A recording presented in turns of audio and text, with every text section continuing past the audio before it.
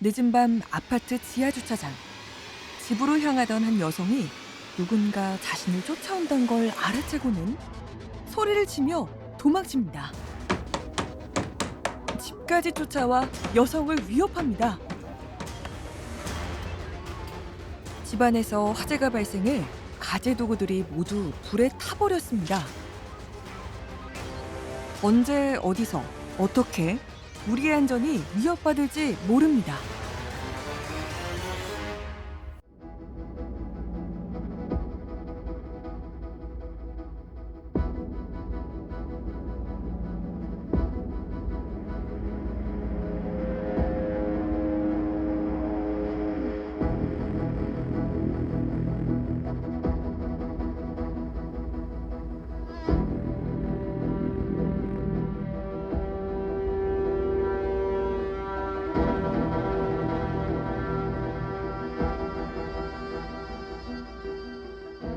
지문, 법의학, 부검 이런 것들은 이제 익숙할 텐데요.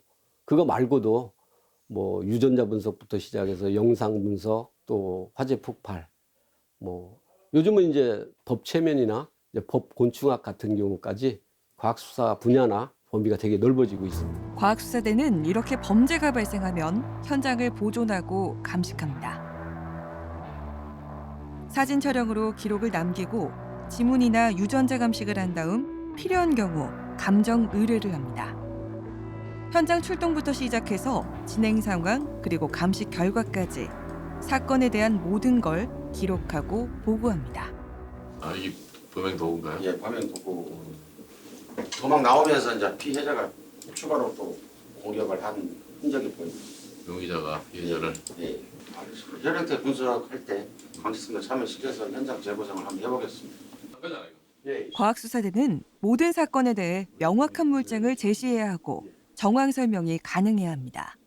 증거를 수집하는 업무를 담당합니다. 수사라 하면 보통 이제 범인 근거와 증거 수집으로 이루어지는데 그 중에서 증거를 수집해서 범인을 근거하는데 기여를 하거나 그 범인이 기소가 되었을 때 수집한 증거를 가지고 범인이 처벌을 받을 수 있도록 하는 게 주 업무고요. 지난 6월 서울 송파구에서 발생한 주거 침입 및 재물 손괴에 대한 사건입니다.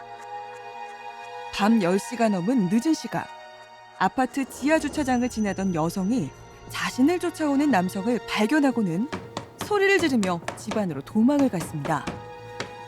그런데 10분 뒤 피해자의 집까지 찾아온 남성은 수차례 초인종을 누르다가 복도 쪽 창문을 손으로 깨트렸습니다.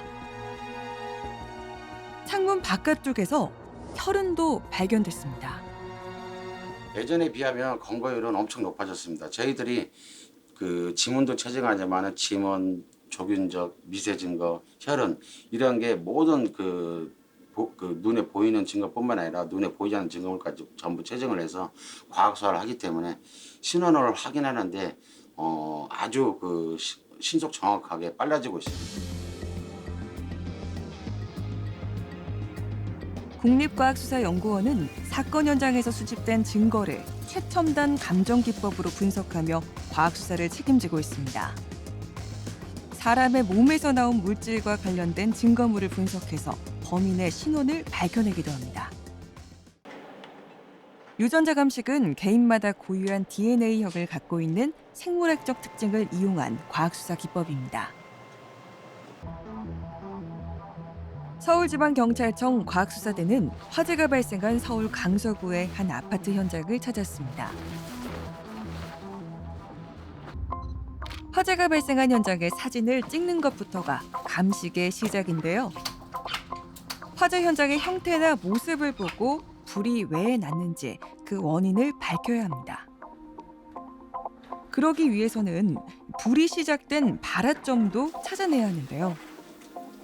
보이지 않는 단서들을 찾아내고 조사하며 추리해 나갑니다. 화염이 번져나간 모양은 화재 원인을 찾아내는 실마리가 될 수 있는데요. 발화 위치가 확인되면 불길의 진행 방향까지 예상해 볼 수 있는데요. 잿더미 속에서도 진실을 찾아내야 하는 게 바로 화재 감식입니다. 고의나 과실은 지금 뭐 어느 거라고 확정할 수는 없지만 이제 뭐 사람의 행동이 화재에 연관이 돼 있다. 지난 2009년 11월 14일 부산시 중구에 있는 한 실내 사격장에서 원인이 밝혀지지 않은 화재가 발생했습니다. 불은 사격장 내부 대부분을 태운 뒤 30여 분 만에 완전히 진압됐습니다. 짧은 시간 동안 마치 폭발과 같은 큰 불이 나는 바람에 사상자도 많았던 안타까운 사건이었는데요.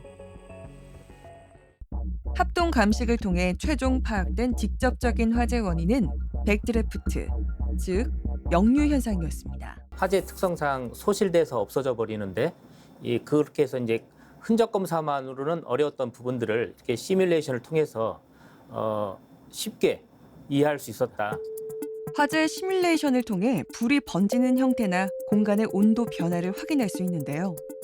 어떤 장소에서 인명 피해가 얼마나 컸을지 충분히 짐작해 볼 수 있습니다.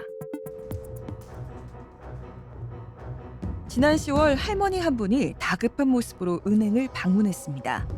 그리고는 직원에게 꽤 큰 액수의 돈을 인출해달라고 요구했는데요. 이 모습을 수상하게 여긴 직원이 근처 지구대에 이 상황을 알렸습니다. 한 30분 동안 저희가 계속 설득을 했는데도 불구하고 돈을 끝까지 인출해달라는 할머니가 요청이 있어서 어쩔 수 없이 제가 마지막에는 그 보이스피싱하는 분과 통화를 했고 그게 전화를 끊기고 나자 이제 할머니가 그때 사귄 거를 직감하고 그래서 이제 해결이 된 사건입니다. 보이스피싱에 대해 잘 알고 있는 젊은 사람이라고 해도 안심할 수는 없다고 하는데요. 저희의 가정에서만 알 수 있는 개인정보들을 하나하나 대면서 이게 뭔가 신빙성 있게 얘기를 진행을 했습니다. 보이스피싱은 이렇게 점점 더 정교하고 치밀해지고 있습니다. 금융이나 돈과 관련된 전화는 반드시 의심을 해야만 합니다. 보이스피싱은 알고도 당하는 사기입니다. 대부분의 국민들은 보이스피싱 예방에 대해서 예방 요령을 알고는 있다고 합니다. 그런데 막상 전화를 받게 되면은 자신도 깜빡 속는 사기가 보이스피싱이고요. 범인을 잡지 못한 보이스피싱 사건을 수사할 때도 과학수사대는 큰 역할을 합니다. CCTV 영상을 분석하는 모습인데요. 법 영상 프로그램으로 이 화면을 먼저 불러들여서 이 각 화면 프레임씩 잘라냅니다. 화면을 약간 개선을 해가지고 번호판을 추정할 수 있는 그런 프로그램입니다.